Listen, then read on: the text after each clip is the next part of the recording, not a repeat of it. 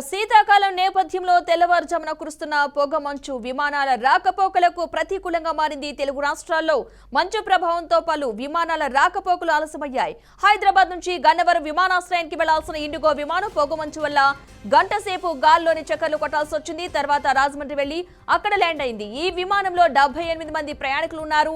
Landing కు అనుకూలించిన తర్వాత తిరిగి గన్నవరం విమానాశ్రయానికి వెళ్లింది. పొగ మంచు నేపథ్యంలో విమానం గాల్లోని చక్కర్లు కొట్టాల్సిన పరిస్థితి ఏర్పడిన క్రమంలో ప్రయాణికులు ఏం జరుగుతుందన్న టెన్షన్ కు అయితే గురయ్యారు. విమానం సేఫ్ గా ల్యాండ్ అయ్యాక వారంతా ఊపిరి పీల్చుకున్నారు. మొత్తంగా అటు విజయవాడ విమానాశ్రయాన్ని పొగమంచు కమ్మేయడంతో విమానాల రాకపోకలు ఆలస్యమయ్యాయి. రన్వే విజిబిలిటీలే విమానాలు గాల్లో అయితే చక్కర్లు కొట్టాయి.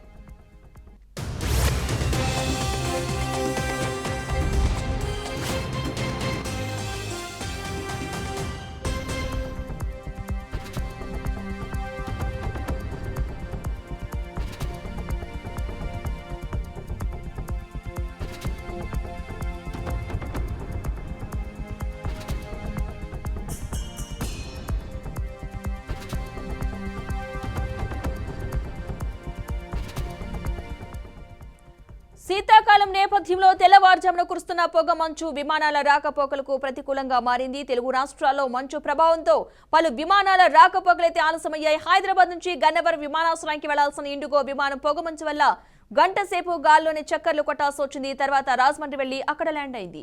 ఈ విమానంలో 78 మంది ప్రయాణికులు ఉన్నారు. ల్యాండింగ్ కు అనుకూలించిన తర్వాత తిరిగి గన్నవరం విమానాశ్రయానికి అయితే వెళ్లింది.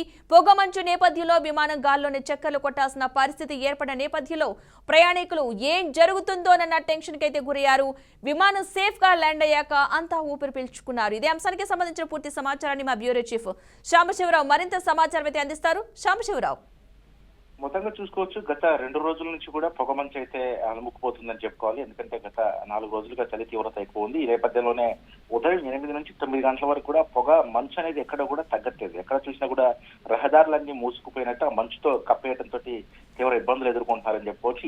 ఇదే తరహా ఇబ్బంది గన్నవరంలో చోటు చేసుకుంది. కృష్ణా జిల్లా గన్నవరంలో పూర్తిగా పొగ మంచు ఉండడంతో ఆ సమయానికి ఉదయం ల్యాండ్ అవ్వాల్సినటువంటి విమానం ఒక్కసారిగా పొగ మంచుతో ఎక్కడ ల్యాండ్ అవ్వాలో తెలియని పరిస్థితి అయితే నెలకొందని చెప్పుకోవాలి. ఈ నేపథ్యంలో అక్కడ ఉన్నటువంటి పైలట్ చాలా సేపు చాకచక్యంగా పైనే చక్కర్లు కొట్టాల్సిన పరిస్థితి వచ్చింది. కేవలం అందులో మొత్తం 78 మంది ప్రయాణికులు ఉన్నారు. వాళ్ళకి ఏం అర్థం కాలేదు. ఎందుకంటే ఒకసారిగా సమయానికి ల్యాండ్ అవ్వాల్సినటువంటి విమానం ల్యాండ్ కాకపోవడం, ఒక పక్క ఎటు చూసినా కూడా తీవ్ర స్థాయిలో మంచు ఉండటంతో ఆ విమానానికి ఎటు వెళ్లాలో తెలియని పరిస్థితి. అది చివరికి అక్కడ ఉన్నటువంటి చాకచక్యంగా ఆ పైలట్ గాలిలోనే చక్కర్లు కొట్టి అది చివరికి గన్నవరంలో ఎయిర్పోర్ట్ లో ల్యాండ్ అవ్వడానికి ఇబ్బందికరంగా ఉండటంతో మళ్ళీ దాన్ని నేరుగా తీసుకెళ్లి రాజమండ్రిలో ల్యాండ్ చేయాల్సిన పరిస్థితి అయితే వచ్చిందని చెప్పుకోవాలి. మొత్తంగా ఈ రోజు అంటే పొగమంచు కారణంగా మాత్రం చాలా ఇబ్బందులు ఎదుర్కొన్నారని చెప్పుకోవచ్చు. ఎందుకంటే కృష్ణా జిల్లా వ్యాప్తంగా కూడా ఉదయం నుంచి సుమారుగా 9 గంటల వరకు కూడా ఇదే పరిస్థితి నెలకొంటా ఉంది. ఎందుకంటే రహదారులు కూడా కనపడని పరిస్థితి ఉంది. కొన్ని చోట్ల అయితే ప్రమాదాలు కూడా జరుగుతున్నటువంటి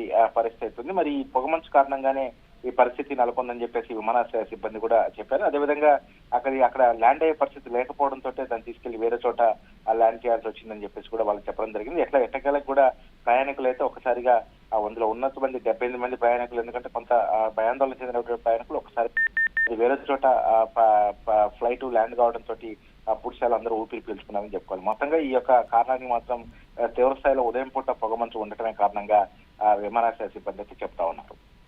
రైట్, థ్యాంక్ యూ శాంబా.